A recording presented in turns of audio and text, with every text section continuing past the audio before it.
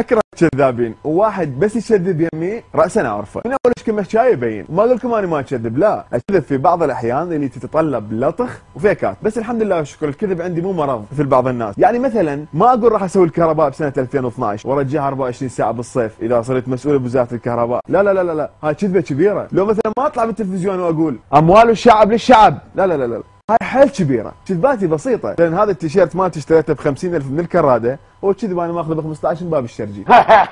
لو مثلا اجاني عرض عمل يعطوني راتب ب 15,000 دولار وانا رفضت، لا مستحيل ارفض، شنو؟ على شنو بتعب نفسي اذا اطلع بالتلفزيون؟ لو البحر الساعه 12 بالليل للبيت والمره ما كنت الاثنين، طبعا هاي كذبه كبيره، لان ماكو متزوج ترجع الساعه 12 بالليل، تعرفون شو يصير بي؟ وين كنت؟ يم منو؟ ليش ما ترد؟ طلع ويا اصدقائك؟ عارفني وحدي بالبيت؟ انا شنو حاطني؟ وين؟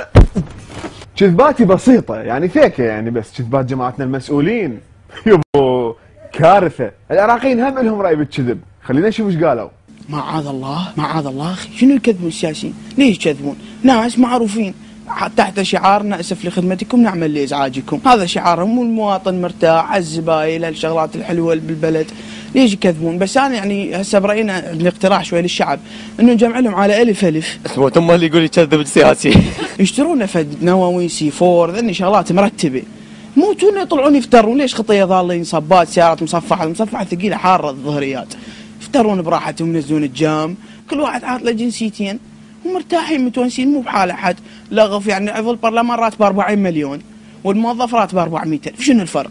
منو الاحسن يعني؟ اكيد الموظف 400,000 لو 40 مليون، واحد يحسبها نظريا، يعني هي نظريه حسابيه صحيحه، من يشتغل اكثر؟ قابل الموظف يشتغل اكثر؟ لا طبعا عضو البرلمان قاعد ولابس قاط الصبح حاط ريحه، الريح بيش كلها بحساب هاي، فلا لا ما حد يبوق، والسياسيين ما حد يكذب، ليش يكذبون اصلا هم؟ ما اقدر هم يقول لك احنا ناس ما احنا ناس يقول لك انا ليش يعني واحد يكذب؟ واحد يصارع نفسه ومصارح الشعب ومناع الشعب، وشعب خير مرتاحين، كنا مرتاحين، نفوط اكو، مي اكو، كهرباء، خير من الله الكهرباء، ايش يسوي بها الكهرباء؟ تنتل، شو يسوي بها المواطن؟ واحد يجيب موت النفسي، مي شو يسوي؟ مي ملوث دائما يسوي شغلات بالكليه والتهاب مجاري، ليش واحد يسوي ذني الشغلات النفسي؟ يبطلوهن، شو يسوي بهن؟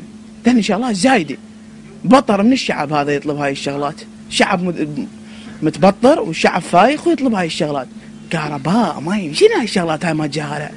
ما نريد ديمقراطيه، يا ديمقراطيه شعب يحب، لانه لو ما يحب ما ينتخب.